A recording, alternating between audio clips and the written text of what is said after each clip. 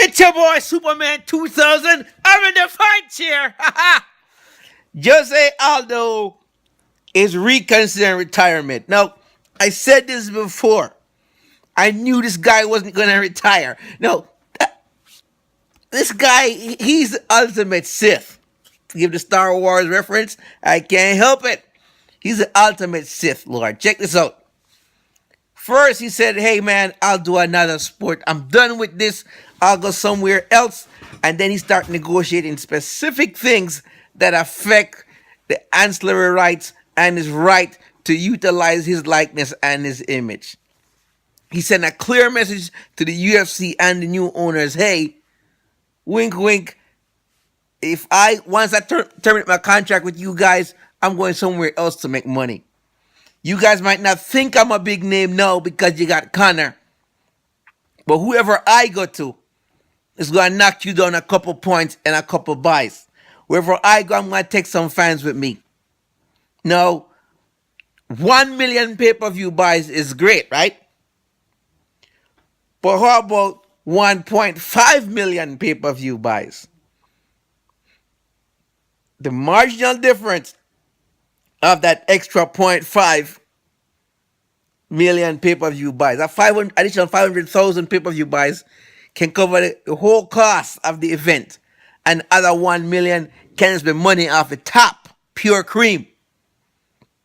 So, in the grand scheme of things, those small marginal points of sales may not seem like nothing to us regular fans watching. We're like, but on the other side of the fence, where the internal costs are being worked out, he's worth some serious money to the UFC. He's not going to allow the competition to not only take him and take fans with him, but also cause him to be knocked down a couple points. They're not going to allow that. So Dana White probably spoke to him and said, hey, listen, man, I'll break out the checkbook, have a glass of wine, here's a couple million.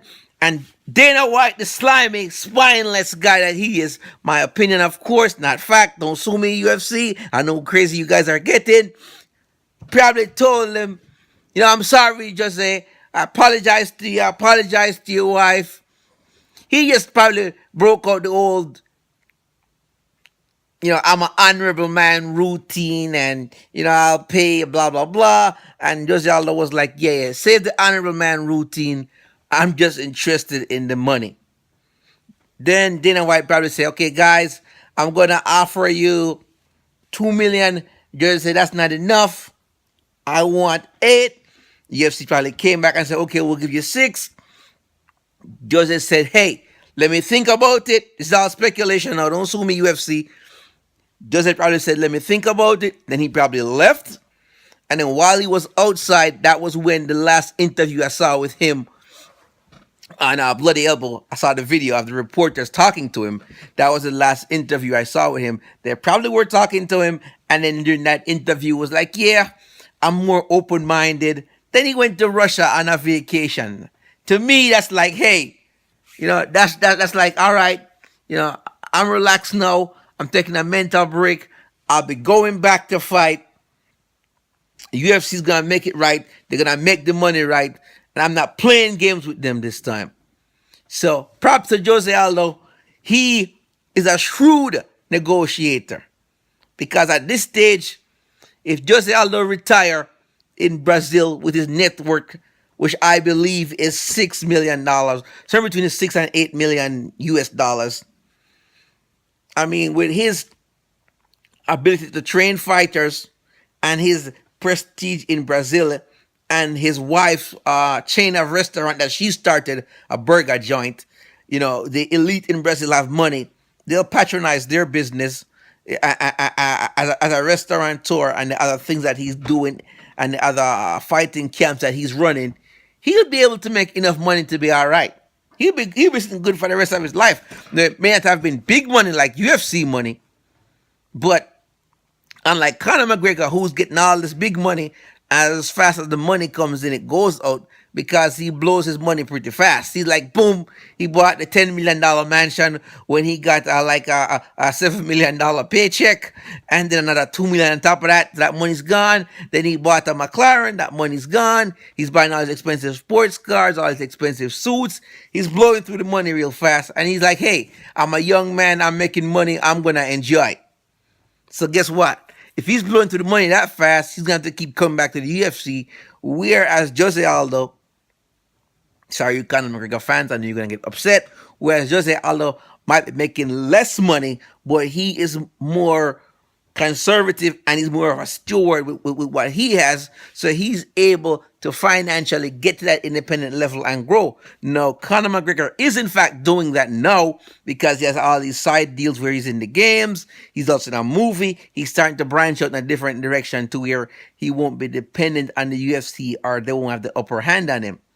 So back to the point I'm making. So if Jose Aldo walks away from the UFC and never fights again, he has enough money to where he'll be all right and he can train fighters and he can also fight in rhythm. So he's still gonna make money. No, how will that impact the UFC? So he's gone.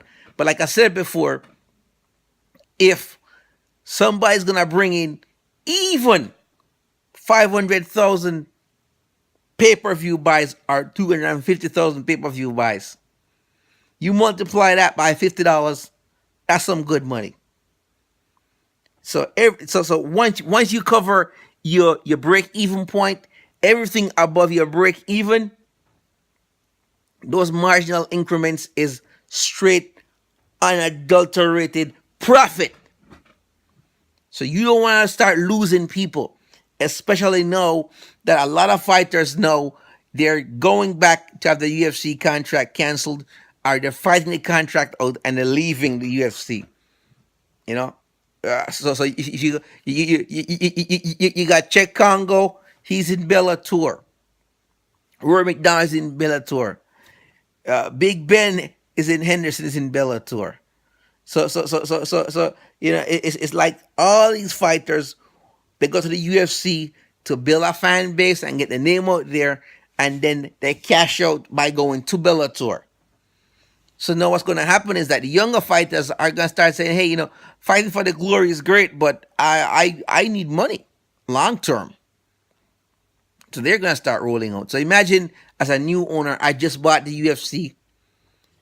I buy this organization, but I buy it at a time when it's in transition. The number one matchmaker that they had, that guy rolled out. He's retired. I bought the UFC at a time when it's in transition. When key players, key fighters are rolling out. No, I'm a new owner, but I'm very vulnerable because here it is that Conor McGregor gets paid 10 million, 6 million, 7 million. All the other fighters like Ronda Rousey, John Jones, and DC. I take that back. Daniel Cormier is so whooped by the UFC. They have him so hypnotized. He's so hypnotized by the UFC. He'd probably never ask for more money, never negotiate, or never complain because he's trying to do that sportscaster thing long term. So I take John. Let's take DC out of the picture. But John Jones, Anderson Silva, who else? Jose Aldo, Cowboy. Who else we got on the list? Stipe Miocic. All those guys, they're going to start asking for more money, especially Ronda Rousey. When she gets back, she's going to be wanting more money. Because he just Conor McGregor $6 million. He just gave Nate Diaz $2 million. And I wanted, apart from, besides Conor McGregor, Ronda Rousey is the next big thing that brings a lot of pay-per-view buys. So when she gets back, she's going to be asking for more money. So Jose Aldo, hats off to your brother. Good negotiating and catching them at a time when they're vulnerable and they have to pay up.